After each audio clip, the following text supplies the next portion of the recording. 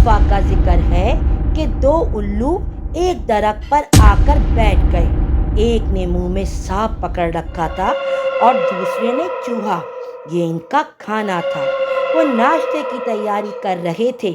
جیسے ہی وہ دونوں بیٹھ گئے، درخت کے ساتھ ساتھ سانپ نے چوہے کو دیکھا تو بھول گیا کہ یہ الو کے منہ میں ہے اور موت کے قریب ہے۔ چوہے کو دیکھ کر اس کے منہ میں رس بہنے لگا۔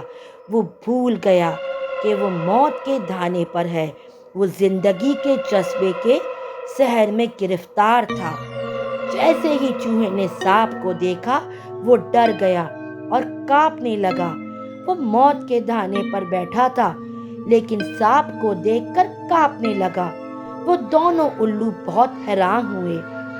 ایک الو نے دوسرے الو سے پوچھا، بھائی آپ اس کا کوئی راز سمجھتے ہیں؟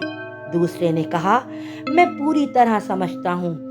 زبان، رس اور ذائقے کی تمنا اتنی شدید ہے کہ موت ہمارے سامنے کھڑی ہو تو بھی نظر نہیں آتی۔ اور میں یہ بھی سمجھ گیا ہوں کہ خوف موت سے بڑا ہے۔ موت سامنے کھڑی ہے، چوہا اس سے نہیں ڈرتا بلکہ اس ڈر سے ڈرتا ہے کہ کہیں سانپ حملہ نہ کر دے۔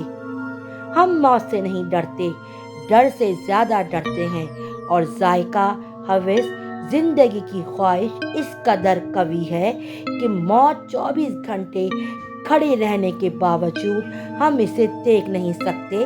ہم اندھے ہی رہتے ہیں، اس لیے ہم غلط کام کرتے رہتے ہیں۔ اللہ تعالیٰ ہم سب کو ہدایت دے۔